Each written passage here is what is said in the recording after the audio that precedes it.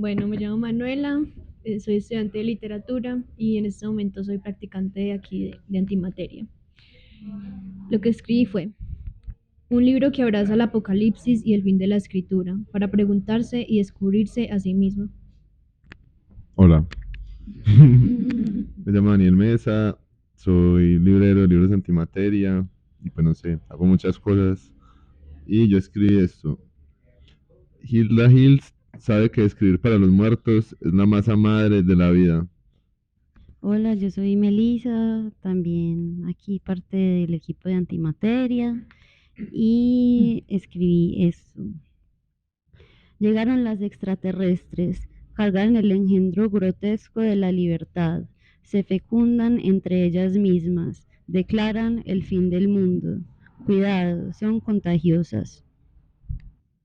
Yo me llamo Daniel Bravo, soy escritor y escribí un telegrama, como tres telegramas en uno. Es un libro. Se toma las botellas de Alicia. Se hace monstruo gigante y ratón chiquitico. Es de lo más genial de la literatura colombiana contemporánea. No solo es un libro. Hola, yo soy María Camila. Escribí un telegrama. Leí un libro, te va a gustar. Mujer furiosa y su manada. El mundo se está acabando. Y yo soy Mateo, yo escribí Viaje al mundo después del mundo, en lo que queda después del incendio, los escombros arden y nos dicen grita.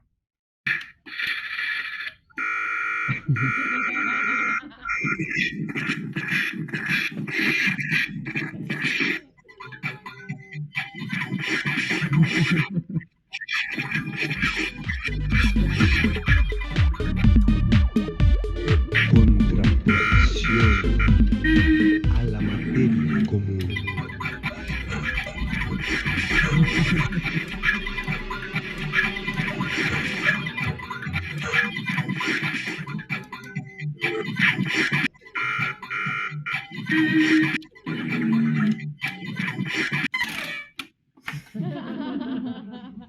Entonces, vale, antes que nada, muchísimas gracias por acompañarnos, por sacar el tiempo para estar aquí con nosotros. Pues creo que para aprovechar el máximo nuestro tiempo, con Juliana deberíamos arrancar, no sé si Meli o quien quiere lanzarse a hacer la primera pregunta.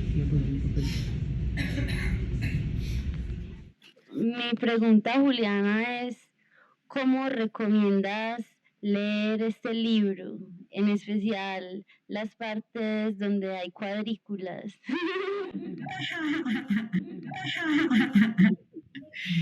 Muy bien, muy bien.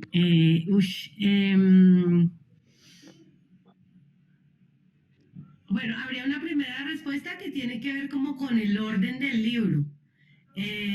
¿Ustedes lo leyeron en orden o en desorden? ¿O lo leyeron como les iba cayendo? Yo creo que no, yo creo que todo no, sí.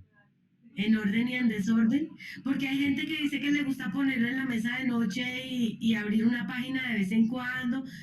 Pues me parece que también funciona de manera oracular, eh, pero sí, digamos, el orden que tiene, sí es un orden muy pensado y trabajado en paredes durante mucho tiempo hasta lograr ese ritmo. Entonces, sí hay, el orden sí tiene un ritmo. Los cuadritos, entonces las cuadrículas son una es una tecnología de escritura que inventé y me siento muy orgullosa de ello, porque sentía que tenía un montón de fragmentos que querían dialogar. Entonces, yo no sé, empecé como a... Es que los extraterrestres está hecho de muchas cosas que para mí son como poco poéticas o que consideramos basura.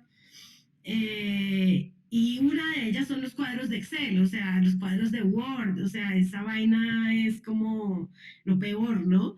Esa vaina de estar ordenando todo y metiéndolo en casillas, pero entonces de repente las casillas Así como me pasó con tanta publicidad en la calle y con tantas las canciones, de repente esas cuadrículas también se convirtieron en una forma y en un dispositivo. Y entonces empecé a coger esos fragmentos que recolectaba y a ponerlos a dialogar al ponerlos en esos cuadritos. Yo siento que son como un teléfono roto, como un teléfono chino. Entonces, una casilla se habla con otra y hay como unas comunicaciones rotas ahí entre las partes que están en esas casillas. Hay gente que me dice que, por ejemplo, cuando hay una casilla que le gusta, que le gusta leerlas de arriba para abajo, de un lado para otro, creo que tienen diferentes posibilidades de lectura. Y hay gente que dice que le gusta rellenar las casillas en blanco, que me parece súper divertido que rellenen las casillas en blanco. Las casillas en blanco nacieron por mi editora, porque digamos que la editora me decía, pero eso es muy feo, eso no lo podemos meter en un libro, esas casillas. Entonces yo le decía, no me puedes sacar las casillas porque eso es alta tecnología. Entonces negociamos y me dijo, bueno, por lo menos las casillas tienen que ser todas parecidas, porque había unas cuadrículas que tenían más y otras que tenían menos, y unas que tenían 5 cuadros y otras que tenían unas que eran pares y otras que eran impares. Bueno, por lo menos que todas tengan, pues que visualmente se vean parejas. Y entonces así nacieron las casillas en blanco y que creo que han sido un gran agregado al texto. ¿Y cómo les recomiendo leerlas? Pues yo creo que cada uno se puede inventar su manera. Si las quiere leer en voz alta como una obra de teatro, qué quiere poner a dialogar con qué. Y cuando yo las leo, cuando yo hago las lecturas en voz alta, utilizo unos aparatos que no tengo aquí conmigo en este momento, pero podría salir corriendo y mostrarles que utilizo unos aparatos de disc jockey de mi hijo cuando era chiquito, que hacen pitos. Entonces, utilizo los pitos para marcar la diferencia entre cuadro y cuadro.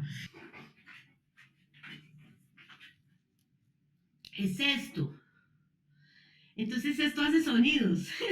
Entonces, yo utilizo los sonidos para marcar la diferencia entre cuadro y cuadro cuando lo leo en escena. Le voy a poner a leerte tú, Melissa. De distintas formas, experimenté también y jugué, también me dan ganas de rellenar las casillas en blanco. Sí, Bueno, y hay unas que se se me pueden que cantar. rayar el libro, pues lo rayé, pero no con las ganas que tengo de rayar. Melissa, y también se pueden cantar, porque hay otras de esas casillas que son las de él y ellas sí son de cantar. Esas las leyeron María Paula y Mateo aquí en voz alta, él haciendo ¿Así? él y ella haciendo ella. Él la neutraliza con un golpe y la deja embrutecida. Dicen que soy una muñeca de igual condición que un maniquí de blanca cera, de mimbre o de cartón. 7 soldados colombianos aceptan cargos por delitos sexuales cometidos contra niña en Vera menor de 14 años. La parte inferior de su cuerpo desparramado sobre el suelo, piernas abiertas, su parte inferior rota y reventada, como si un lobo le hubiera mordisqueado las entrañas. Decías que para las extraterrestres recogiste un montón de cosas que normalmente pasan por basura. Entonces te queríamos preguntar un poco sobre si hubo algún tipo de trabajo de archivo y cómo trabajaste esa recolección como de materiales como tan distintos y cómo hiciste que hablaran pues entre sí de la forma en la que hablan pues en el libro. Están buenísimas las preguntas, no me las habían hecho antes. Pues un archivo loco, no un archivo súper ordenado, pero sí, claro que hubo un archivo. Por ejemplo, empecé a recolectar, tenía una libretica que también podría ir corriendo a traerla, pero una libreta pequeña básicamente en donde anotaba esas frases sueltas que iba escuchando en la calle, en la buseta, en la radio. O sea, se me despertó una antena extraterrestre que decía, esto esto va, esto puede ir. Entonces, de esas recogí muchas. Trabajé mucho con la radio, con la AM, y pues yo vivo en Tunja, ¿no? Entonces Tunja es una ciudad pues chistosa, ¿no? Como es una ciudad chistosa y es una ciudad, digamos, en donde pues sí, como que la arquitectura no casa una cosa con la otra, como que las casas están sin terminar, como que hay talleres de mecánica por todos lados. Entonces, digamos, me alimenté mucho, hay muchas iglesias cristianas, hay muchas peluquerías. Entonces, en lugar de pelear con eso, porque no era París, entonces más bien me alimenté de eso y ahí se fue construyendo, digamos, el darle voz a ese lugar. Em, una vez alguien me dijo, uy, pero usted tiene una estética de taller de mecánico. Y me gustó ese comentario y empecé como a llevar la contraria, como a decir, bueno, entonces, ¿cómo sería esa estética de taller de mecánico? ¿Cómo la construyo? Entonces entraban, ¿qué cosas entraron? Entraron retazos tomados de la radio, de la AM, entraron canciones, entraron, el de las canciones es difícil porque uno las conoce muy bien, pero entonces ya no las escucha. Entonces tocó hacer, me demoré bastante tiempo en encontrar los fragmentos de la música de plancha que quería poner ahí. Uno piensa que es fácil, pero no es fácil porque uno no está muy acostumbrado a cantarlas y no las tiene tan claras. También recogía, por ejemplo, eso que le dan a uno en la calle, las papeletas invitando a la lectura de tarot, todo lo que uno vota, que le dan en la calle. Eh, por ejemplo, siempre tenía conmigo, siempre tenía conmigo las promociones de la Olímpica, que llega siempre había una de esas en mi casa, o sea, yo siempre votaba eso, pero entonces que la carne a 50% menos, siempre había alguna perla dentro de las promociones de la Olímpica o del supermercado, de dónde más saqué más, de las iglesias cristianas. Entonces estuve haciéndole la cacería al tema del fin del mundo y recogiendo lo que entregan las iglesias cristianas en la calle, las iglesias evangélicas en la calle y leyendo un poco más sobre eso. Y lo otro, el otro lugar del archivo importante, entonces también hice un cuaderno del fin del mundo. El cuaderno del fin del mundo es un cuaderno verde, con páginas verdes. Ese es otro diferente. El de frases y otro es el cuaderno del fin del mundo. Y el cuaderno del fin del mundo recolectaba todas las señas del fin del mundo que yo encontraba. Entonces, de los noticieros, de los periódicos, y luego de empezar yo no soy demasiado asidua de los noticieros, entonces para mí el noticiero es como un lugar raro, un lugar extraño, ese lugar del lenguaje periodístico. Y bueno, de las redes sociales aparece mucha cosa, entonces empecé como a agarrar eso y lo anotaba. Si sentía que era una señal del fin del mundo, lo anotaba en mi cuaderno. Y el otro fuente de archivo importantísimo fue hacerle seguimiento a personajes como Bolsonaro y Trump y Duque. Entonces, en la medida que les hacía seguimiento, entonces, por ejemplo, el discurso inaugural de Trump, de ahí salieron cosas, de las barbaridades que decía Bolsonaro en los diferentes momentos, de ahí salieron cosas, de investigar sobre los hijos de Bolsonaro, sobre la mafia Bolsonaro. Entonces hay un montón de cositas que salieron de investigar sobre Amparo Grisales. Entonces todo eso fue entrando al cuaderno del fin del mundo. Y hay otra parte del archivo, que son los movimientos feministas. Entonces las extraterrestres es un archivo también de movimientos feministas, pero solo los más rabiosos, solo los más bárbaros y solo los más descarados. O sea, no me interesaba buscar los feminismos más cuerdos, los que sí pueden dialogar, los que se pueden citar en la academia, sino los que ya se mamaron y quieren quemar el mundo.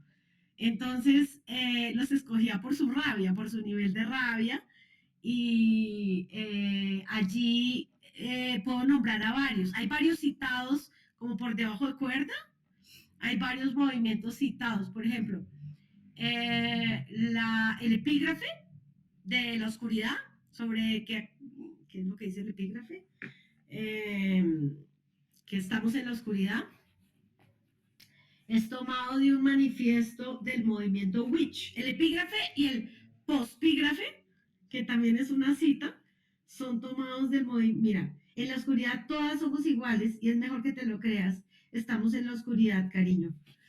Este y el conjuro que está al final son tomados del movimiento Witch, que es el movimiento Women's International Terrorist Conspiracy from Hell. O sea, conspiración del infierno, ¿qué? Conspiración internacional de mujeres adoradoras del infierno, algo por el... Espera, le traducimos bien porque se merece su propia traducción. Dice, Conspiración Terrorista Internacional de Mujeres del Infierno, que fue un movimiento feminista de los años 60 en Estados Unidos que utilizó el performance como un método de protesta. Entonces se vestían de brujas y se iban al centro de la ciudad y hacían unas protestas que eran como aquelarres para protestar contra la política. Y ellas eran de izquierda, pero estaban protestando también contra los políticos de izquierda que las ponían a servir el tinto. Y pues me inspiró mucho ese movimiento. Entonces ese movimiento entró. Entonces son como capas. Hay otras de las furiosas que se llama VNS Matrix, como Venus Matrix, que son otras que además de que tienen un manifiesto feminista, son hackeras.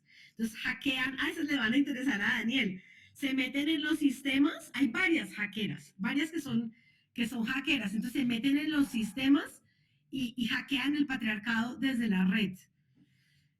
Hay otras que son las perras mutantes, y hay otra que es el manifiesto SCOM, que es la Sociedad para Cortar Mujeres en Pedacitos, para cortar a los hombres en pedacitos, que es de Valerie Solanas, que es la mujer que le pegó un tiro a Andy Warhol. Entonces, todas esas las fui como juntando, leyendo los manifiestos, seleccionando partes y dialogando con ello a lo largo. Entonces, eso está pues en un montón de carpetas y en un montón de cuadernos, fui como juntando esa información y eso es, y está espolvoreado a lo largo del libro, pero si uno se fija, hay un poquito de los feminismos en cada uno de los cantos, hay como una vuelta por los feminismos en cada uno de los cantos, hay unos cantos del fin del mundo en cada uno de los cantos, que son esas listas de todas las características del fin del mundo. Entonces hay una manera en que van entrando esos fragmenticos en cada una de las vueltas que hace el libro. ¿Cómo era el manejo en el proceso de escritura? O sea, ¿vos te sentabas y retomabas la radio del día anterior o tenías un norte o te perdías y te encontrabas? ¿Cómo fue el proceso de escritura en general y ya como con esta revelación que nos hiciste de todo ese material también? Totalmente caótico. Digamos que realmente no sabía para dónde iba, lo fui encontrando en el camino.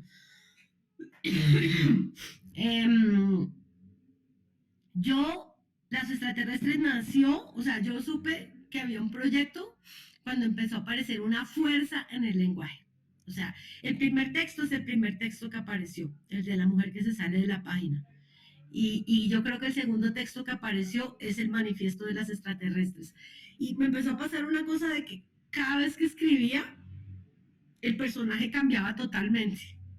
O sea, a veces eran unas ellas, a veces era Ulisa, a veces era... Bueno, Ulisa, el nombre de Ulisa vino después.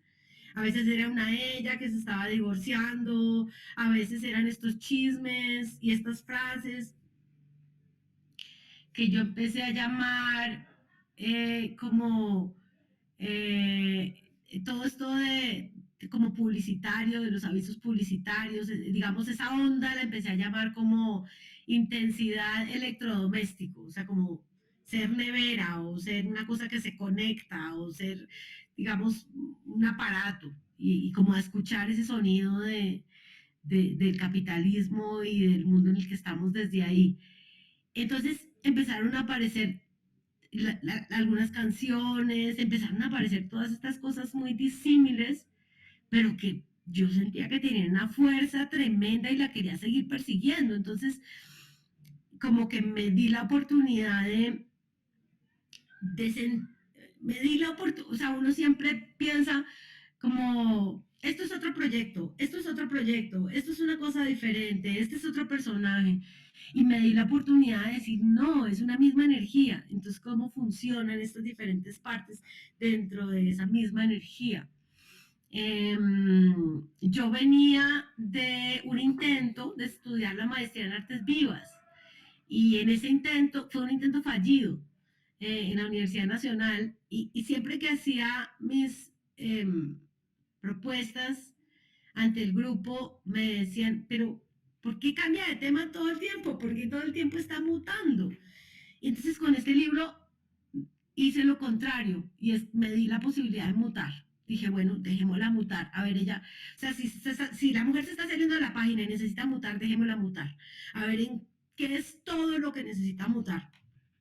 Entonces, venían estos escritos como borbotones, súper disímiles, súper distintos. Ojalá yo tuviera la disciplina para sentarme todos los días a las 7 de la noche y escribir 2 horas. No, esa disciplina todavía no la he encontrado. Digamos, para mí la creación es un misterio, pero esto estaba jalando tan fuerte que empecé a acumular estos, estos, estos textos extraños, estos textos anómalos, y a empezar a encontrarles la lógica. Entonces luego me di cuenta que había varios que tenían estas listas del fin del mundo, y había varios que tenían la historia de una mujer, y había varios que tenían chismes, y había varios que tenían unas características en común. Entonces empecé como a clasificarlos y a ponerlos en la pared y a preguntarme cómo funcionaba el ritmo entre unos y otros. Hubo mucha pared en este libro y me demoré como 3 años en terminar de escribirlo. Y luego como otro año más en editarlo, pero fue muy lindo porque es mi primer libro. O sea, yo he escrito mucho, yo llevo toda la vida escribiendo y siempre, digamos, he hecho algunas cosas experimentales, pero nunca había logrado completar un proyecto largo y siempre había querido hacerlo. Entonces, para mí de verdad es como una hija muy emocionante. Entonces, darle permiso. Yo creo mucho en que la escritura que tiene más fuerza viene del cuerpo y este cuerpo necesitaba mutar y mutar y mutar y mutar y mutar. Entonces yo me metí en la energía de la mutación y en sus ritmos y eso empezó a suceder. Entonces lo primero que salió fue la fuerza del lenguaje o las fuerzas del lenguaje y luego vino el tema, luego vino el argumento. Entonces, al revés de cómo trabajan, yo creo, la mayoría de los escritores, yo dije, ¿qué hago con esto? Hay la historia de una mujer que estalla, que va a quemar el mundo, que tiene esta ira. También estaba el impulso de la ira, ¿no? O sea, a uno siempre le dicen en los talleres de creación, como no haga catarsis, ¿no? La catarsis es como el modo más primitivo de la escritura y del arte. O sea, lo que el arte tiene que hacer es algo mucho más sofisticado. Pero yo siempre he sentido que en rasgarse la camisa hay algo muy interesante. Entonces dije, bueno, exploremos cómo sería la estética de rasgarse la camisa. Entonces dije, voy a darle permiso a eso. Dije, bueno, ¿cuál sería el argumento? ¿Cuál sería la línea narrativa? Y ahí aparece Ulisa, y ahí aparece la Odisea, y ahí aparece el mundo como personaje. Y dije, bueno, ¿con quién está peleando? O sea, Ulisa quiere acabar con el mundo.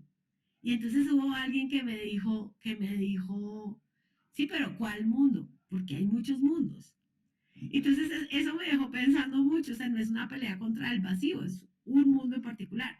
Entonces ahí surgió como que de repente entre una cosa y otra dije, es que el mundo es el esposo, el mundo es un personaje, hay que construirlo como un personaje. Y entonces ahí ya se armó, digamos, la pequeña línea narrativa que tiene el texto, que tiene que ver con la Odisea y que me ayudó ya a entender qué es lo que sucede, si hay algo que suceda, o sea, cómo se orquesta toda esa ira y todo ese flujo.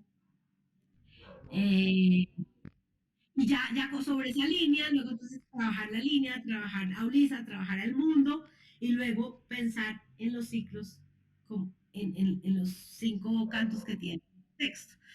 Y lo último que quiero decir es que la portada de Raquel Moreno fue todo un reto también para mí, porque yo tenía un imaginario muy distinto de lo que iba a ser la portada de las extraterrestres.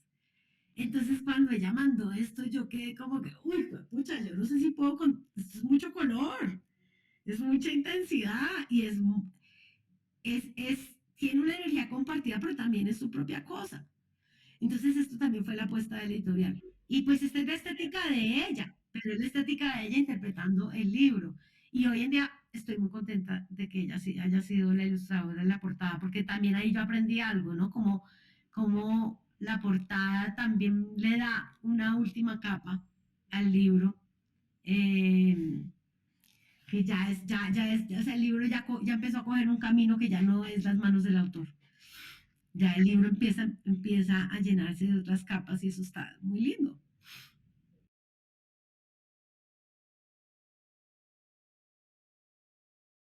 Dicen que 36 meses después, Ulisa dio a luz una criatura, una cosa mutante, una bolita peluda y pullosa y encogida del frío, porque esto ya no es Brasil, sino el altiplano cundiboyacense. Una bolita sin pies ni cabeza, pero con unos ojos muy lindos.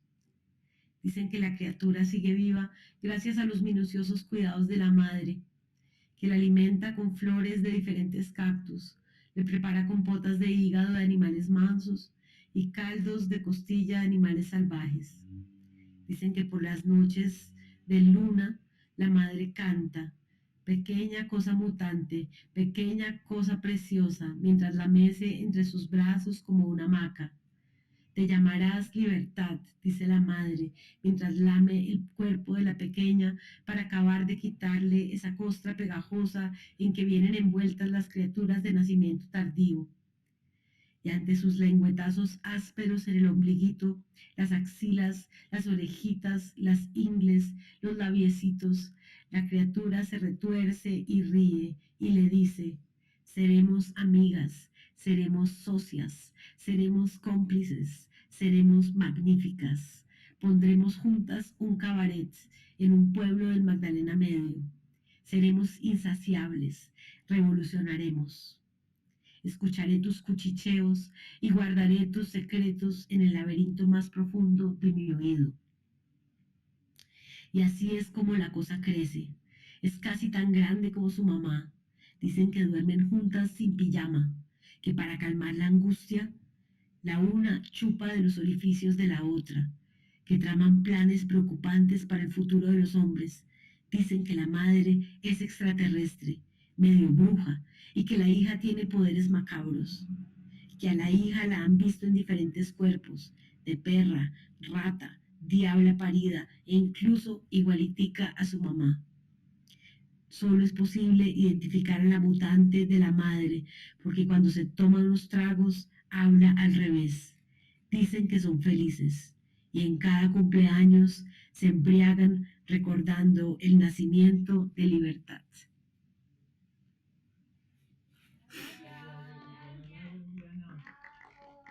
Chao, gracias.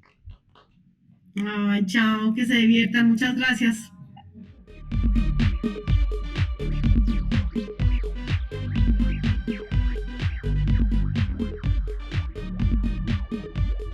Contraposición a la materia común.